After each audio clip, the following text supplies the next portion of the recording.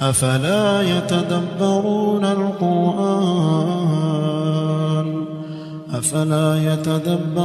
القرآن أم على قلوب أقفالها. Assalamu alaikum wa rahmatullahi wa barakatuh. Some parts of the Quran feel like echoes of each other, not in words, but in intensity and in purpose. 2 short chapters, brief yet unforgettable, each opens with a thundering question. A question not directed to us, but rather to the recipient of revelation, the Prophet Muhammad, upon whom be peace himself. What could it mean? Why does the Quran challenge the messenger's knowledge with the same format in 2 surahs? At first glance, the 2 surahs seem separate, but what if they don't just have similar beginnings? What if they were meant to be reflections of each other? القارعة ما القارعة وما أدراك ما القارعة بسم الله الرحمن الرحيم الحاقة ما الحاقة وما أدراك ما الحاقة. There is something strikingly unique about Surah Al-Haqqa and Surah Al-Qur'an. Both their introductions appear rhetorical and loaded with suspense.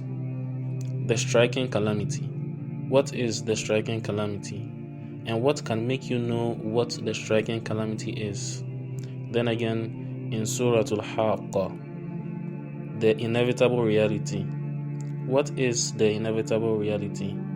And what can make you know what the inevitable reality is? Nowhere else in the Quran do we find this exact dramatic 3-layered questioning. But the connection goes even deeper. Immediately following the special questioning, Surah Al-Haqqa immediately and explicitly references Al-Qur'an. The next verse reads, كَذَّبَتْ ثَمُودُ وَعَادٌ بِالْقَارِعَةِ. Thamud and Ad denied the calamity. This mention of the word Qari'ah, incidentally, is the only place the word appears outside its namesake surah. Coincidence seems impossible here. Rather, it seems like a nudge, guiding the listener to connect the two. Both surahs then immediately shift into stern imagery of destruction. Surah Al-Qari'ah says, "It is the day when people will be like moths, dispersed, and the mountains will be like wool, fluffed up." Surah Al-Haqqa says, "So as for Thamud, they were destroyed by the overpowering blast, and as for Ad, they were destroyed by a screaming, violent wind." Furthermore, verse 14 of Surah Al-Haqqa says about the day of judgment, "And the earth and the mountains are lifted and leveled with one blow." This seems to elaborate on the verse in Korea which describes the mountains like wool that will wear out or be torn apart. Both chapters then immediately shift into judgment, but presents different aspects of it, which can be brought together to give a bigger picture. Then as for one whose scales are heavy with good deeds, he will be in a pleasant life.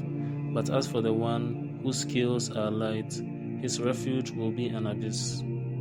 Turning to Surah Haqqa, we see the moment of receiving the record of deeds, which is also an indication of the person's fate and a showing of what he will see on his scales. The one who receives his record on his right hand will be overjoyed at what he sees. He will eagerly want others to see his good deeds and state that he had always believed in the account and judgment of his deeds. At the judgment, his scale of deeds will be found heavy. He will ultimately be rewarded with a pleasant life.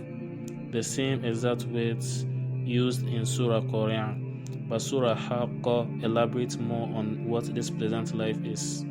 It is the eternal paradise, the reward to the God-fearing. On the other hand, the one who receives his record on his left hand will be distraught at what he sees. His wealth will not avail him, nor will he have any helpers or friends, and he will be driven into the hellfire. This is also mentioned in Surah Qur'an. where we are told that the abyss is an intensely hot fire. It is the same warning with different degrees of elaboration. Both chapters ultimately are severe reminders.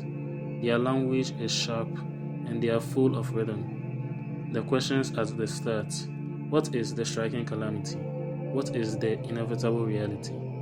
By the end of each surah, the answer is undeniable. The calamity is the overwhelming day of judgment, and the reality is the certainty of that day and its consequences. These parallels are not coincidental. This is symmetry.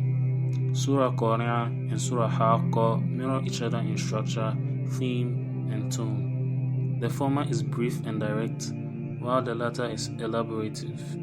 Put together, they present two sides of one truth, the final reckoning. Not only does this deepen our appreciation for the Qur'an's literary structure, but it also heightens the impact of one of the book's central themes, the certainty of that day on which neither worldly authority or friendships will benefit anyone, and Allah knows best. Thank you so much for watching.